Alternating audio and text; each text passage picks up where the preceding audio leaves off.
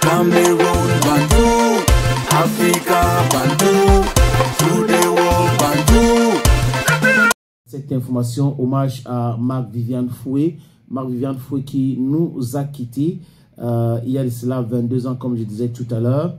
C'était à Gélan lors du match Cameroun-Colombie. C'était les demi-finales.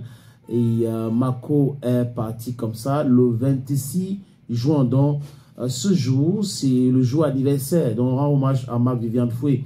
Mais pour la gouverne de certaines personnes, avant de vous brosser la biographie de Marc-Viviane Foué, il faut dire que son papa a réagi. Le père de Marc-Viviane Foué dit qu'en dehors de Samuel Eto'o-Fils, aucun autre lion n'est venu le rendre visite. Donc, depuis que Marc-Viviane Foué est parti, tous les lions, les promesses faites, personne n'a respecté ces promesses-là. Et il se plaignait sur les antennes d'une télévision du côté de Yaoundé. Et c'est intéressant aussi d'aller voir les commentaires de certaines Camerounais, comment certaines personnes ont perdu leur humanisme. Je ne sais pas pourquoi est-ce que les gens sont très amers comme ça, qui font des commentaires désobligeants. Mais bon, bienvenue au Cameroun et l'espace cybernétique.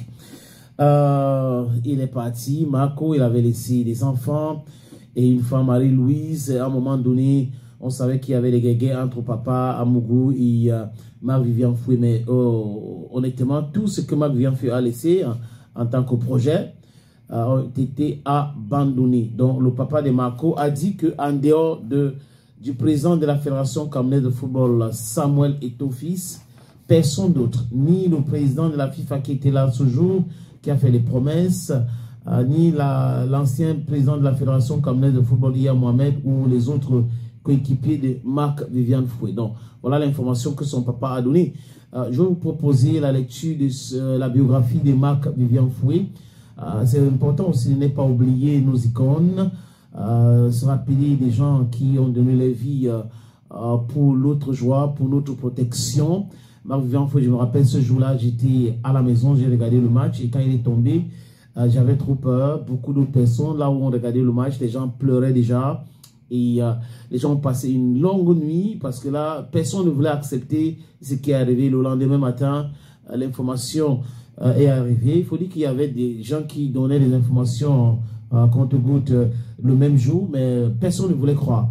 Et le lendemain, l'information est venue like wildfire pour annoncer le décès de Marc-Viviane Foué. Marco qui a joué à Lyon, à Auxerre, à Montpellier, qui a joué à Manchester City. En concernant sa biographie, il faut dire que Marc-Viviane Foué, j'y arrive enfin, est né en Colo 2 de Yaoundé. Il est né un 1er mai 1975 et il est mort à Lyon. Donc, il est né le même mois que moi. Il est mort à Lyon le 26 juin 2003. 2003, je me rappelle que Samuel Eto'o-Fils avait la finale de la Copa del Rey. Il allait jouer, il est revenu comme si c'était hier. Et Marc-Viviane Foué est mort à l'âge de 28 ans. Il était footballeur international camerounais. Et il a obtenu la naturalisation française en décembre 1998.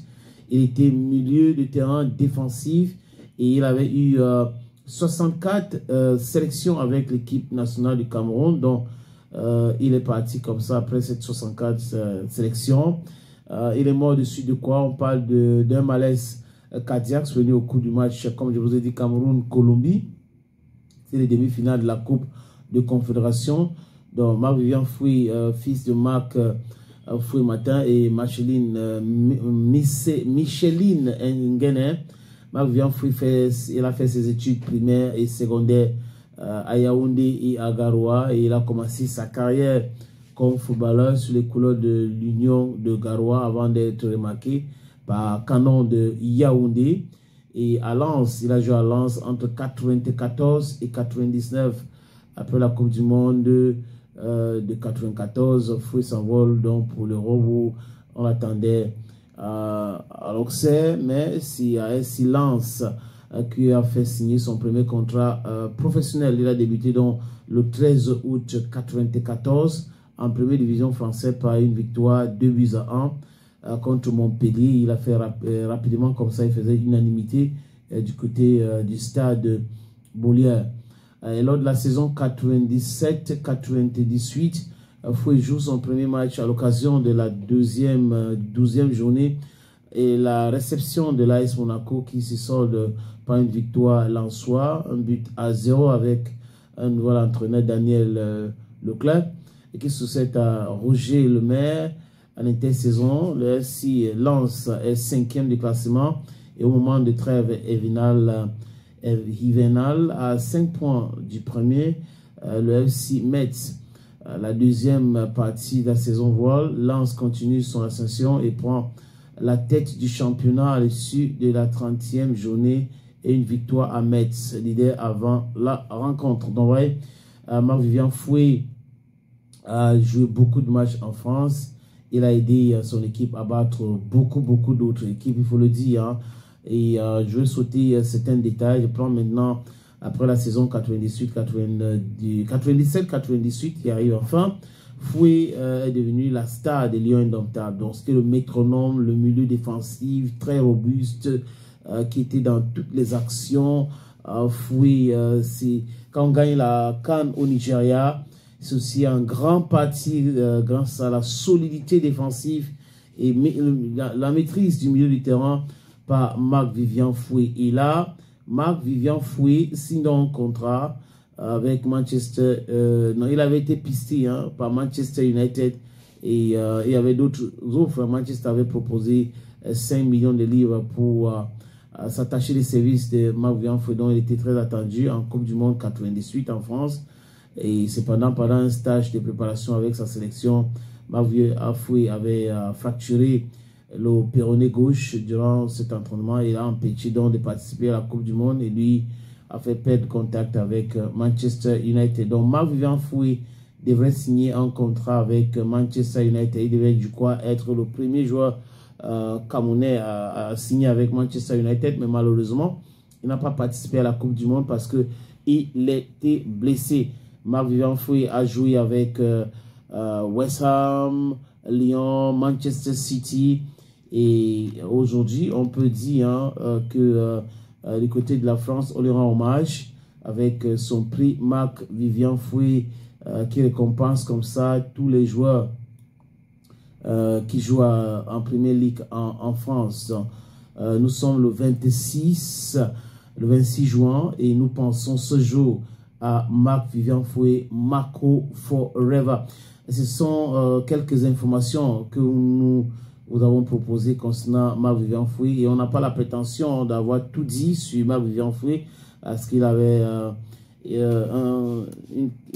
sa carrière il avait une carrière vraiment énormissime et très riche. Il a fait beaucoup de choses aussi au Cameroun. Il voulait construire une académie de football, mais bon, la mort est venue très tôt, ça l'a pris, il est parti et ses projets est entré dans l'eau, comme on dit communément.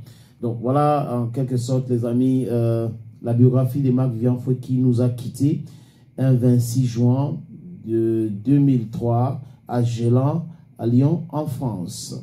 Elite One, nous avons quelques informations à vous donner concernant MTN Elite One et vous savez qu'il y a aussi les playoffs up, playoff down qui continuent, ce qui concerne le MTN Elite 2. Maintenant, parlons de la 29e journée du championnat MTN Elite 1. That's the reason why we are here. Les résultats partiels. On a Gazelle FA de Garoua qui n'a pas joué avec Dynamo de Douala. On va continuer avec les autres résultats. Nous avons Coton Sport de Garoua. Ouais, on a eu un petit blackout, vous pouvez le constater. Mais heureusement que notre groupe a démarré rapidement. Coton Sport de Garoua a perdu face à Panthère Sportif d'Undé, 1-3. Nous avons Bambotous de Mbouda qui a battu Union Sportive de Douala 4-1. Fouf Azur Elite de Yaoundé a fait match nul avec AS Fortuna de Mfou. Colombe Sportif de Dja et Lobo a fait match nul avec PWG de Bamenda. Stade Rennais de Melon a battu Victoria United 3-1. Coton Sport, Canon Sportif de Garoua, Canon Sportif de Yaoundé. Nous avons déjà parlé de la défaite des Canons de Coton Sport de Garoua. Maintenant, c'est Canon Sportif de Yaoundé qui a humilié les Astres de Douala 4-1. Ion Sport Academy 0. Aigle Royal de la Mer Noire 3. Parce que Ion Sport, c'est forfait général déjà, les amis. Donc, vous comprenez très bien. Le classement provisoire. En première position, déjà champion du Cameroun, Colombe, Dja et Lobo, 61 points. Et ils ont déjà joué 27e journée. Donc, vous voyez que, quoique, Colombe est déjà champion du Cameroun. En deuxième position, nous avons Panthère Sportif du Ndé, 52 points. Troisième, Coton Sport de Garoua, 51 points. Quatrième, Gazelle de Garoua, 50 points. Cinquième, Stade Rénal de Melon, 43 points. Sixième, Victoria United, 41 points. Septième, Feu Azur Elite de Yaoundé, 39 points. Huitième, Aigle Royal de Mongo, 38 points.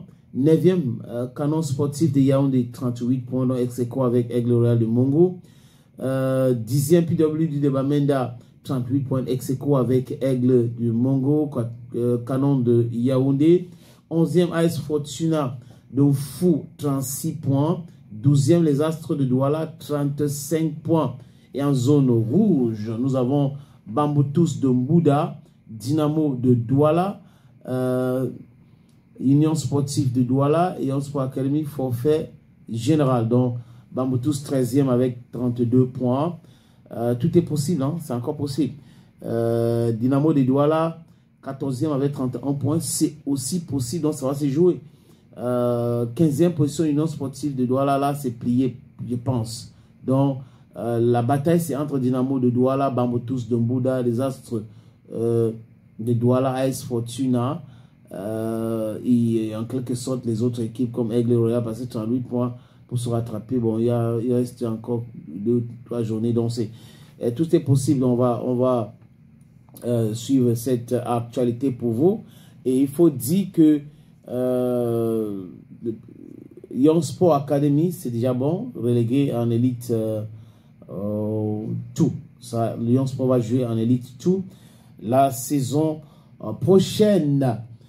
Belle rencontre, c'est entre la footballeuse camerounaise Mireille Tchengan et l'artiste nigérian Davido. Davido a rencontré Mireille Tchengan, belle rencontre, et ça a fait exploser quand même la presse cybernétique du côté du Nigeria, où les fans de Davido et les fans de football disent clairement que Mireille Tchengan, c'est la footballeuse la plus belle au monde. Ce que la presse cybernétique au Nigeria est en train de dire, avec cette jolie souris de Mireille Tchengan, la fille de Raymond Tchengan, le producteur. Beaucoup d'appréciation concernant la photo qu'elle a fait avec Davido. C'était dans le cadre de quoi, je n'en sais rien, mais de toute façon, c'est une photo qui est appréciée par beaucoup de personnes.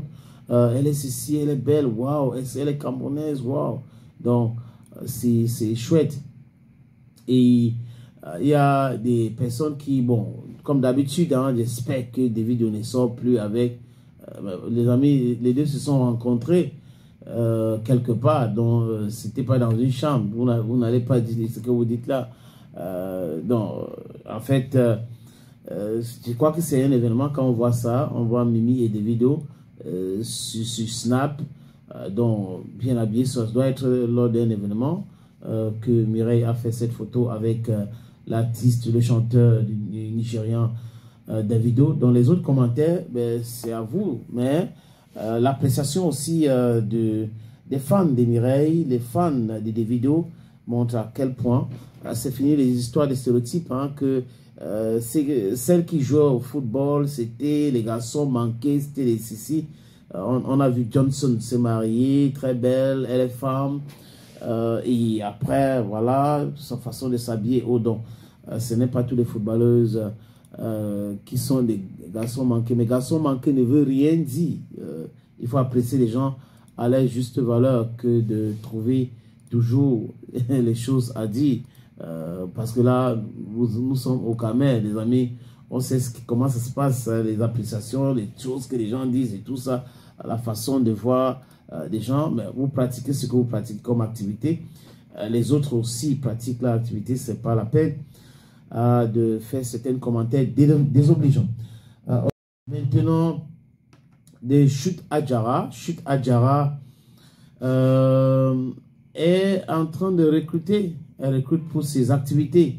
Donc, j'appelle ceux qui sont à la quête du boulot, qui veulent un job, d'aller sur la plateforme de Chute Adjara. Vous allez voir cette annonce.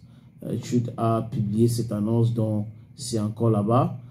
Pour ceux qui veulent bosser avec elle, elle a publié ceci. Je crois que je vais vous proposer la lecture. Appel à candidature, rejoignez une nouvelle aventure hôtelier à Yaoundé. Dans le cadre de l'ouverture prochaine de notre établissement d'appartements meublés haute standing, AG3 Luxury Home 6 à Yaoundé, nous lançons un appel à candidature pour constituer une équipe dynamique, professionnelle et passionnée par l'excellence du service client. Pour ce faire, nous recherchons des profils motivés, engagés avec un sens aigu de l'hospitalité et du travail bien fait pour occuper les postes suivants. Réceptionniste, agent d'accueil, femme, valette de chambre, superviseur, hébergement, agent de maintenance, agent de sécurité, chargé de la propriété des parties communes. Profil recherché, expérience dans le domaine de l'hôtellerie et dans un poste similaire, un atout. Présentation soignée, excellente communication, avantage si polyglotte. Sens de service, rigueur et autonomie. Disponibilité et flexibilité horaire. Ce que nous offrons. Une opportunité de participer à un projet innovant et promoteur. Un environnement de travail professionnel et valorisant, des possibilités d'évolution en interne. Et là, il y a l'adresse là où vous pouvez postuler, c'est AJ3 Luxury, LUXURY, Home, HOME, @gmail.com. La direction est à Messassi et vous devrez être là-bas vous-même et déposer votre dossier physiquement. Donc, c'est ce que Chute Adjara donne comme information à tous ceux qui sont intéressés à travailler avec elle.